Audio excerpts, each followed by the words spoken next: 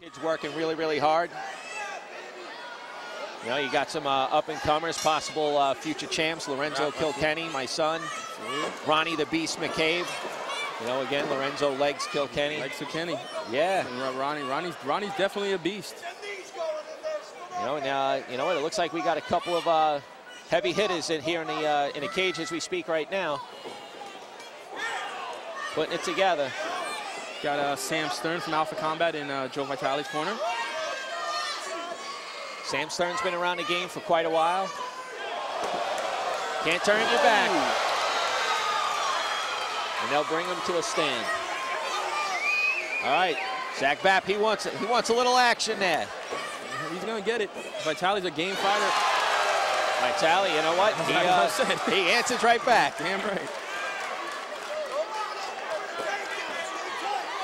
Vitale's been around a while.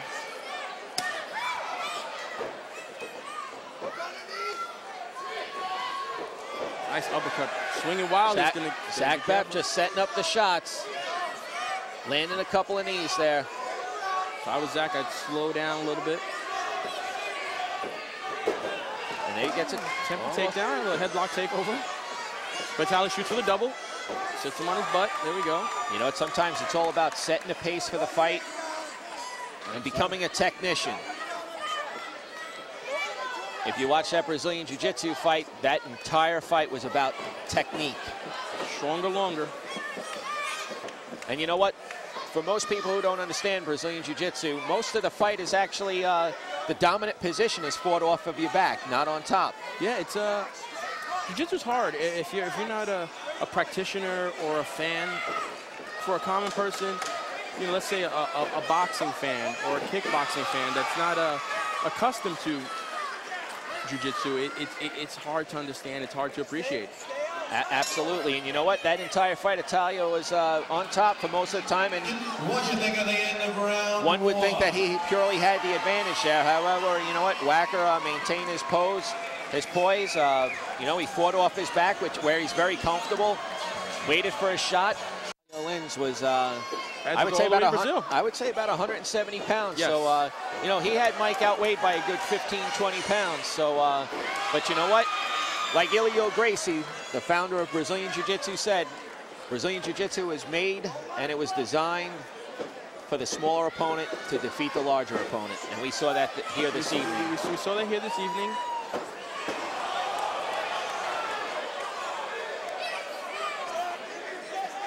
But again, I give Italio Lins a tremendous amount of credit. 48 hours popping into the ring. You know what? A true warrior. True warrior in every sense of the term.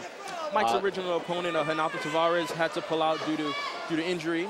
He's an America top team legend. Mike was really excited about the fight, but it's also a credit to Mike. Mike took an unknown opponent on within 48 hours notice also, because he wanted to fight. Fighters fight. Well said, absolutely. And Mike certainly didn't want to let his hometown crowd down, and he certainly didn't. It was an honor to ref that match. Pressure was definitely on. Whoa, Vitale got rocked there. The pace is starting to pick up here. Needs to pick his head up. Never take your eyes off your opponent. Well, you know what? Don't drop your hands either. Vitale's getting a little cocky there. Not sure if he respected.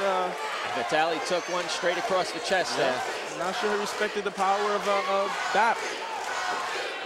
All right, they're clearly gassed here.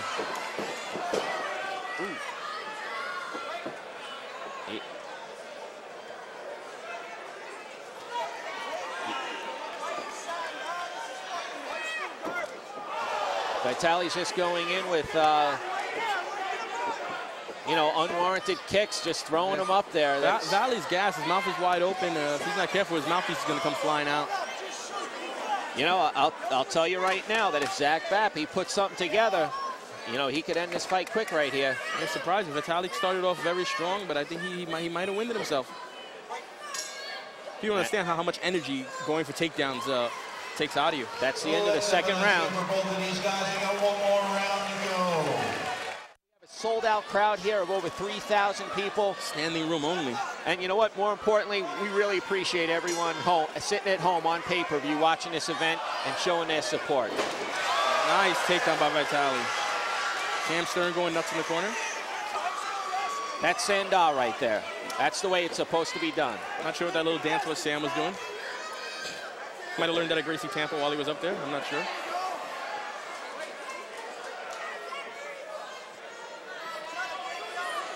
Both these guys are tired. Vitale keeps dropping his hands. Vitale's working his wrestling. I'm not sure his hands, he's tired, but he knows that he's scoring points with every takedown. You know, with so many vast different styles too, you know, you got your mainstream taekwondos, tang sudo, Shotokan karate. You know, to achieve a black belt in some of these styles, you know, it could range anywhere from 3 years to somewhere like Brazilian Jiu-Jitsu, where 10, 15 years, 12 you know, years. It could take 10 or 15 years, depending on how hard and how much you train. And depending on who your instructor is and how generous they are. Absolutely. We got some instructors that are notoriously hard to get promoted by. You know, Mike Wacker's 25 years old. He received his black belt last year from Phil Miglioris, Team Balance, under Steve Cardian of Team Balance, and Rob Kahn of Gracie Tampa, one of Hoist Gracie's first American black belts. Yes, he was. Rob Kahn runs a really successful team now. If I'm not mistaken, Gracie Tampa has 3 locations right now. Yes, they do. Rob Kahn, the coach of Ultimate Fighter alumnus, Matt No Regard Arroyo, up-and-coming MMA future superstar. I like to call her my little sister, Christina Midget Twister Rodriguez. And you know what? You also can't forget about local MMA star Brian McLaughlin. Absolutely. Brian McLaughlin of Precision Mixed Martial Arts, formerly of Hudson Valley Jiu-Jitsu. Absolutely. Brian and Mike have been trained together for years. Yeah. Opened up separate schools. I think Mike Wacker started jiu-jitsu when he was 12 years old. 12 years old. Bout number 8, we go to the judges' scorecard. I'd have to give it to Vitale. And we have a draw. I will, you know what? I can't argue with it. Not at all. Honestly, I can't argue with it. I think, I wish the rules were different. I hate seeing anything end in a draw, but if you leave it in the hands of the judges, that's what happens sometimes.